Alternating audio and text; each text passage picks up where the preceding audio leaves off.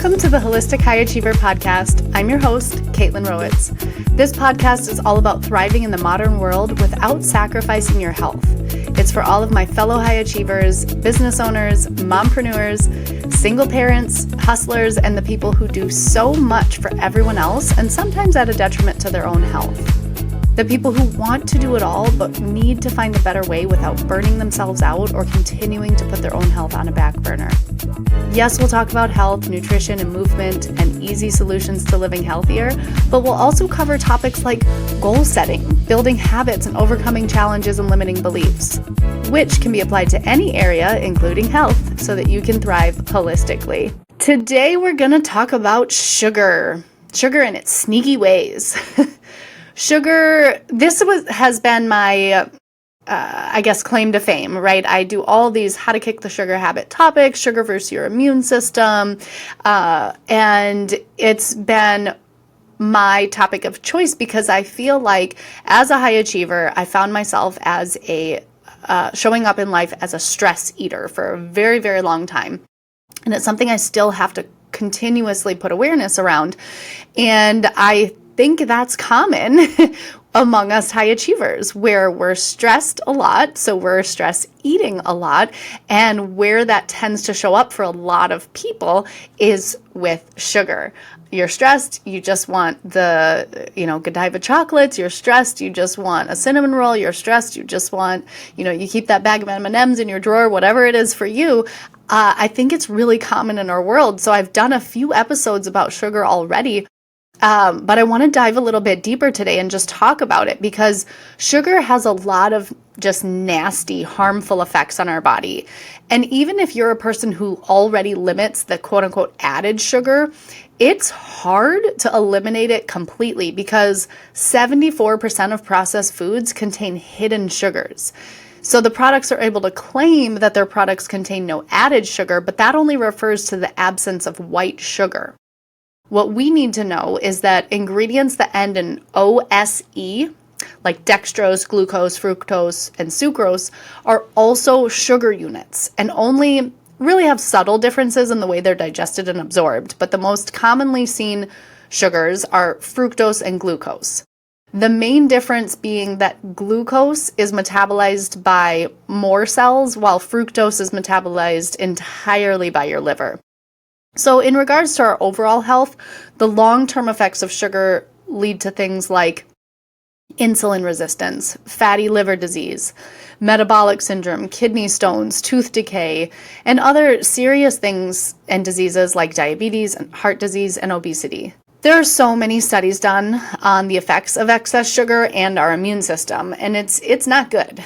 Sugar causes low-grade inflammation in your body, and studies show that sugar consumption causes your white blood cells, which are like the immune response, the fighters, to be less aggressive when attacking bacteria and other infections in your body. So, simply put, when you're consuming sugar, you're directly harming your ability to fight off infections. Not only that, but oftentimes sugary products are just lacking in other extremely important nutrients. And one of the last episodes that I said, calories don't matter, nutrients matter.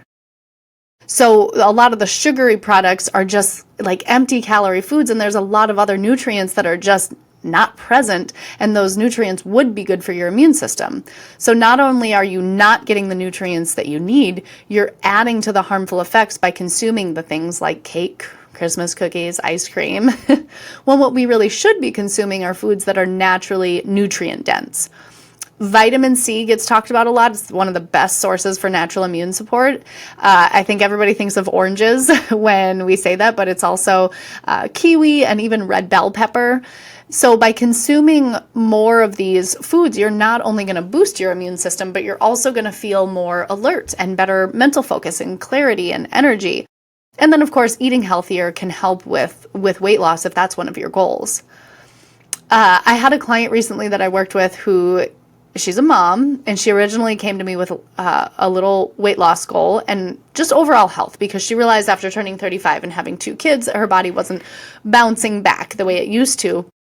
And she was always tired. Her joints hurt. It was just way harder for her to lose weight at this point. But the struggle was She had 2 elementary age kids, one of which has ADD.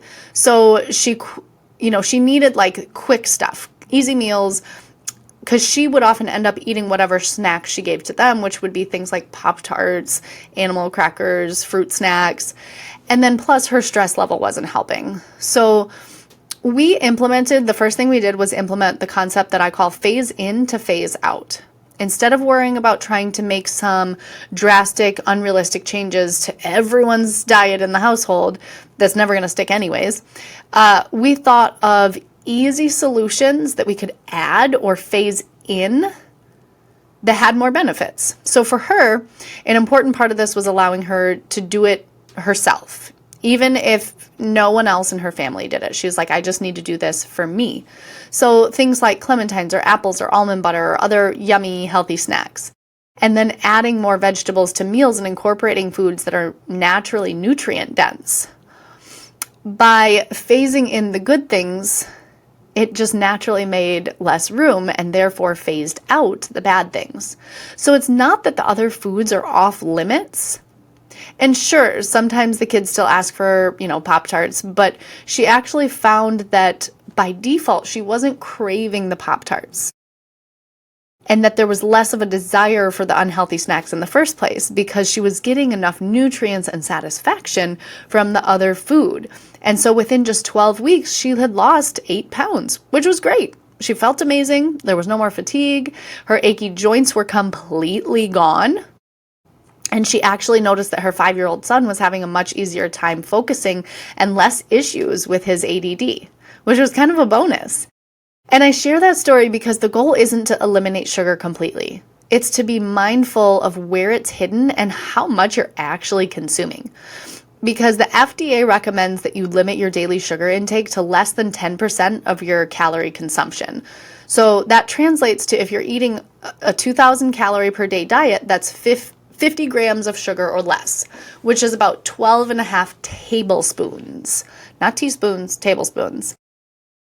Which some experts, like Mark Hyman, say that's still too much. I personally would agree, and that there's actually a problem with the people who have funded a lot of the studies that the FDA takes their information from, because often places like Coca-Cola will fund studies like that, which should be a direct conflict of interest, but maybe that's a podcast episode for another day.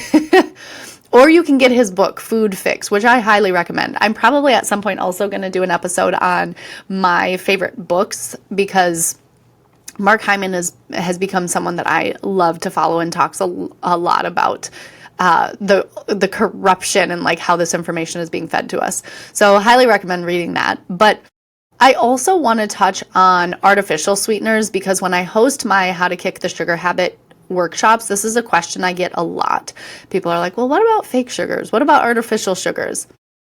And when I say artificial sugars, what I'm referring to is things like sucralose, aspartame, xylitol, erythritol, stevia, and so on. There's a ton, most of which you can't pronounce. I can't pronounce either. So first of all, the appeal is that there's so much information out there about how bad sugar is for you, so that when people are looking to reduce their sugar intake, the products that market themselves as zero sugar or low sugar, but they're still sweet and usually lower calories, they seem really appealing because it's like, oh, it's a win-win. I don't have to have the sugar, the calories, but I still get the sweetness. So it's a win-win, right? Well, not really. So Mayo Clinic says, if used in moderation, artificial sweeteners can be part of a healthy diet. But most people aren't using them in moderation because they're in a lot of stuff. And then B, most people don't already have a very healthy, well-balanced diet. So when you're adding them into a already dysregulated diet, it's a different story. That statement no longer stands. And so sugar alcohols like stevia can cause bloating, they can cause gas, they can cause diarrhea in some people.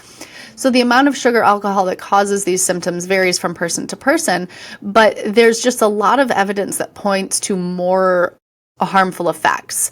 There's other sources that suggest a possible link to higher risks of stroke and heart disease, and that long-term use of these artificial sweeteners also has been shown to have a negative effect on our gut microbiome, which we're starting to learn they kind of are referring to our gut microbiome as our second brain. It's very important. But I think the biggest market of people that are consuming them are those who are trying to be calorie conscious and lose weight. However, there's even more evidence suggesting that they will actually cause you to crave more sweets and feel hungrier, because it messes with your blood sugar levels and dysregulates your blood sugar, which is what directly impacts your cravings. So, with all of that said, in my personal opinion, they're not better. They might actually be worse. I'm kind of the opinion of just eat real food. Not kind of, that is my opinion.